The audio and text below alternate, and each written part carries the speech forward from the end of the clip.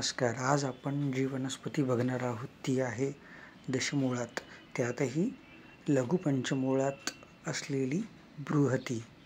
आता बृहती मुख्यत्वे करून हिचं गुल्म स्वरूपात आपल्याला साधारण 2 ते 3 मीटर वाढणारं गुल्म किंवा ज्याला आपण इंग्लिशमध्ये श्रब असं म्हणतो हे आढळतं. आणि ह्याला अशी रोमश म्हणजे अगदी बारीक लोम असलेली पानं असतात आणि बारीक काटेही असतात.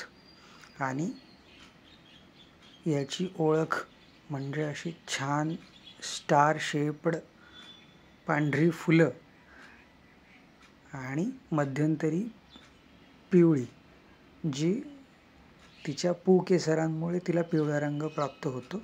आणि हिरवी कच्ची असताना आणि पिकल्यावर पिवळसर होणारी गोल अशी फळं, यावरनं आपल्याला बृहती आयडेंटिफाय करता येते. पण ही जी आहे ही बृहतीची एक व्हरायटी आहे, श्वेतबृहती. आता हिचं वर्णन सर्वच निघंटूमध्ये, मुख्यत्वे करून राज निघंटू आणि कैयदेव निघंटू म्हणून श्वेतबृहती हा एक बृहतीचा प्रकार आला आहे. ती ही श्वेतबृहती. आणि मूळ जी बृहती आहे ती नीलबृहती किंवा फक्त बृहती नावाने जी ओळखली जाते ती आहे ही बृहती, जिच्यामध्ये फक्त फरक एकच आहे की हिला जास्त काटे आहेत आणि हिचं फूल जे आहे ते पर्पल किंवा निळ्या रंगाचं आहे. मुख्य बृहती जिच्यामध्ये पर्पल फ्लॉवर्स आणि बऱ्यापैकी काटे असतात ती आहे सोलॅनम इंडिकम, ही मुख्य बृहती.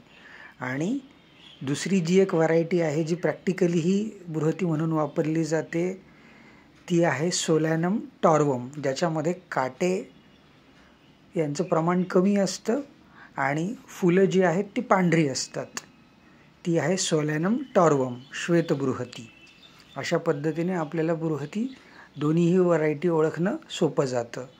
सोलेनेसी फॅमिलीतली ही वनस्पती आहे, ज्याला आपण वार्ताक कुल असं देखील म्हणतो. वार्ताक म्हणजे वांग्याला संस्कृतमध्ये वार्ताक असं म्हणतात.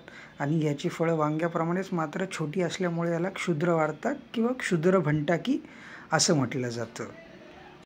हिचा रस आहे कटुतिक्त, वीर्य आहे उष्ण आणि विपाक आहे कटू.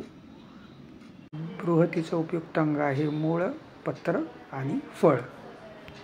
बृहती फळ हे उत्तम कृमिघ्न आहे. धन्यवाद.